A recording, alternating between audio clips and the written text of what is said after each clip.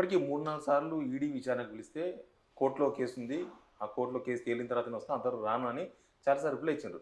బహుశా నిన్న అరెస్ట్‌కు అంటే నిన్న సెర్చ్ అండ్ సీజ్‌కి వచ్చి అరెస్ట్ చేయడానికి అదొక కారణం అనుకోవచ్చా? కోర్టులో కేసు ఉన్నంత మాత్రాన వాళ్ళు వాళ్ళ పని చేసుకోవాలని ఏం లేదండి. కోర్ట్ నుంచి సార్ కోర్ట్‌లో ఏదన్నా డైరెక్షన్ కోర్ట్‌లో మనకు కేసేసే అధికారము అందరికీ ఉంది. కోర్టులో కేసు పెండింగ్ ఉంది. పెండింగ్ ఉన్నప్పుడు ఈమెకు రిలీఫ్ ఇచ్చేటానికి లేకపోతే ఈమెకేమన్నా ప్రొటెక్షన్ ఇవ్వడానికి ఎటువంటి ఇంటరిమ్ డైరెక్షన్ లేదు. ఇంటరిమ్ రిలీఫ్ అంటే ఒక స్టే. మీరు ఇన్వెస్టిగేషన్‌ని ఇన్ని రోజులు ఆపేయండి. లేకపోతే ఇన్వెస్టిగేషన్‌ని మేము నిర్ధారించే వరకు, ఈమె హక్కులను గురించి నిర్ధారించే వరకు మీరు ఆపేయండి. లేకపోతే ఈమెకు అగెయిన్స్ట్ ఇన్వెస్టిగేషన్ ఆపేయండి. మీరు ఇంకోళ్ళకి అగెయిన్స్ట్ కంటిన్యూ చేయండి అని ఏ డైరెక్షన్ లేదు. ఏ డైరెక్షను లేకపోతే స్టే లేనందు వల్లనే వీళ్ళు యథావిధిగా వాళ్ళ ఇన్వెస్టిగేషన్‌లోనే వాళ్ళు సెర్చ్ అండ్ సీజర్‌కి వచ్చిండ్రు. ఆ సెర్చ్ అండ్ సీజర్ వారెంట్ ఇచ్చిండ్రు. వారెంట్ ఇచ్చి సర్చ్ ఇంకా ఏమేం సీజ్ చేసిండో ఇప్పుడు మనకు బయటపడుతుంది. సీజర్ తర్వాతనే ఆమెకు సెక్షన్ 19 అరెస్ట్ గురించి ఉంటుంది.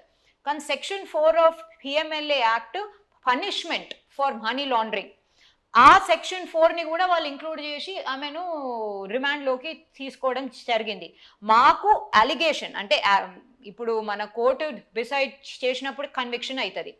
allegation found to have laundered money and hence punishable under money laundering act అని చెప్పేసి సెక్షన్ 4ని కూడా వాళ్ళు కోట్ చేయడం జరిగింది. సో 19 రెడ్ విత్ 4 కిందనే ఆమెను రిమాండ్లోకి తీసుకున్నారు. సో మేడం ఆ సెక్షన్‌లో ఏముంటది? 19 సెక్షన్ ఏమో power of arrest, section 17 search and Caesar.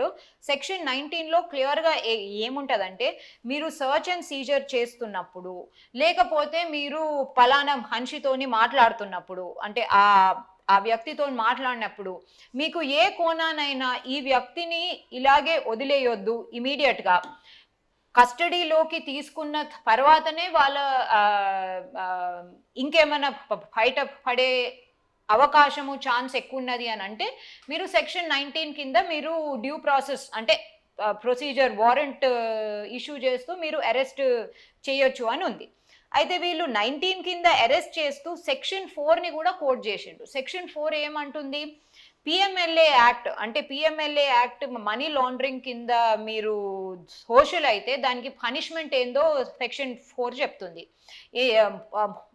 3 ఏళ్ల కారాగారం, 5 లక్షల జుర్మానా, లేకపోతే ఇంకా ఎక్కువ అవుతుంది అది, లేకపోతే కారాగారం ఎక్కువ అవుతుంది, రిగరస్ ఇంప్రిజన్మెంట్ అదంతా ఉంటుంది. ఈ సెక్షన్స్ ఉన్నాయా కవిత సెక్షన్ 4 ఉన్నది. Section 4 red with definition of money laundering section 3.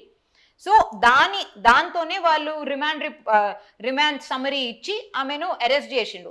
ఇవాళ రిమాండ్ కోసము ఆమెను రౌస్ కోర్ట్ అవెన్యూలో ప్రొడ్యూస్ చేస్తారు.